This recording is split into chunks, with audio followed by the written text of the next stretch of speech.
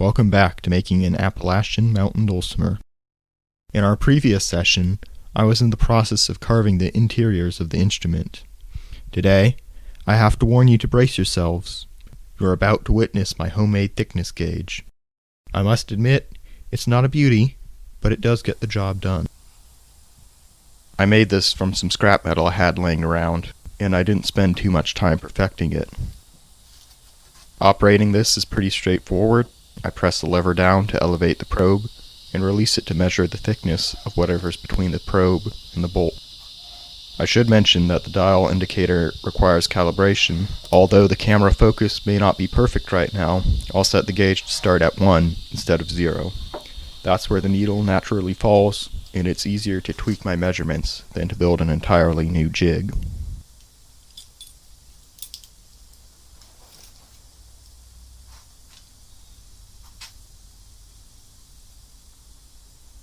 The dial indicator measures in rotations, not in inches, so I had to measure something else to find out what number I'm looking for. Using the guitar picks as a thickness gauge, like I did with the drill press, has told me that I need to aim for 230.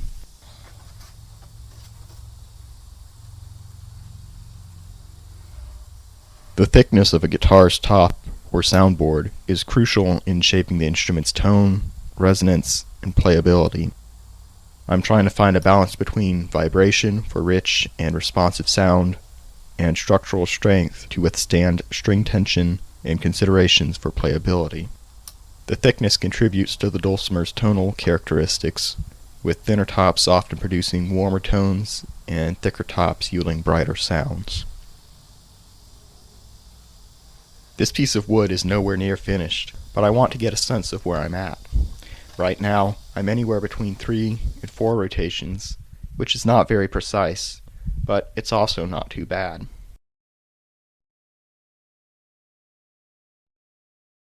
I'll start off the sanding process with some 60 grit sandpaper.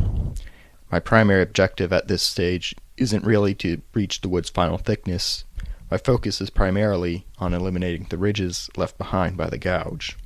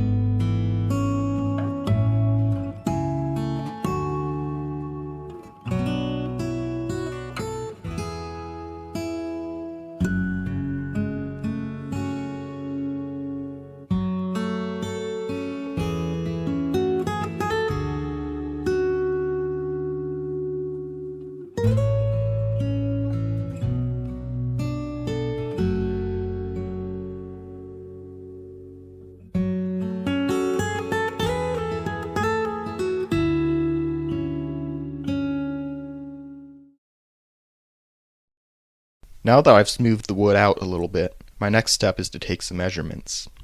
I've made progress, but I still notice some dimples from the drill, and I've circled those areas as a reminder to focus on smoothing them out further with the sandpaper.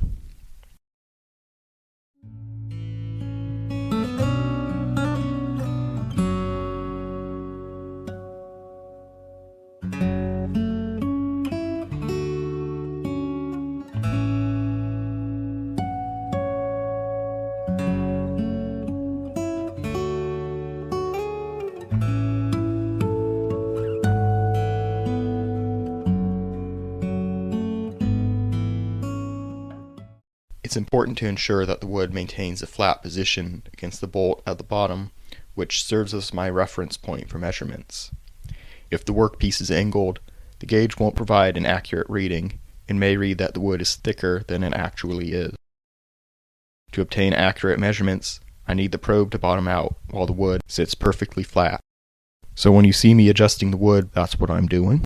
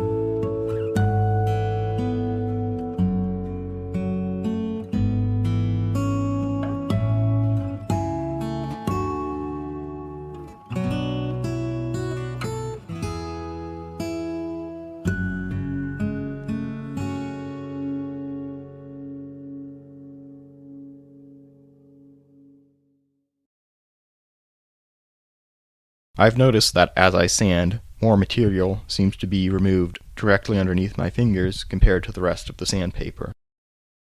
To avoid ending up with finger-shaped ridges in the wood, I've glued a piece of sandpaper onto a piece of rubber sheet. This way, I can get a more uniform thickness across the entire surface and a smoother and more consistent result. Also, I realize this is not an ideal posture to work or to film in, but this is an awkward shape to sand, and I don't really want to put it on the workbench. If there's any debris or dried bits of glue or anything, they'll leave a mark in the back, and those are really hard to get out. I suppose I could make a jig to hold this, and I've seen some people who do that, but it seems unnecessary for a single instrument.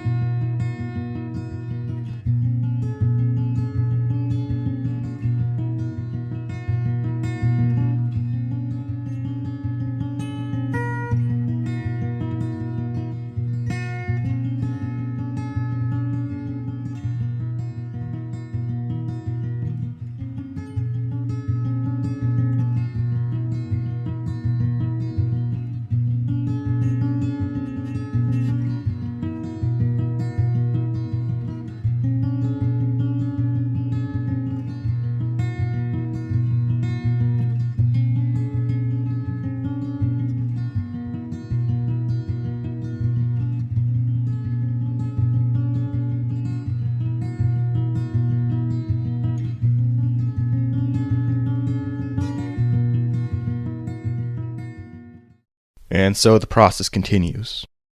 The focus is a little better now, so you may be able to see that the wood is thinner and there are fewer dimples, but my measurements are still all over the place.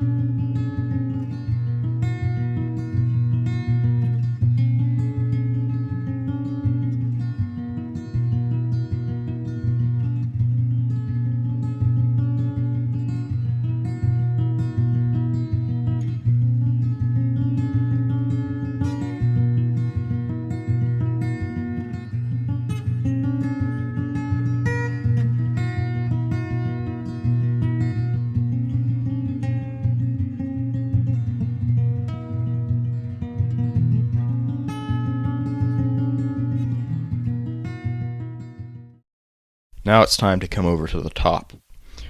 I've already started sanding this, and it is smoother than the bottom was, but it feels a lot thicker.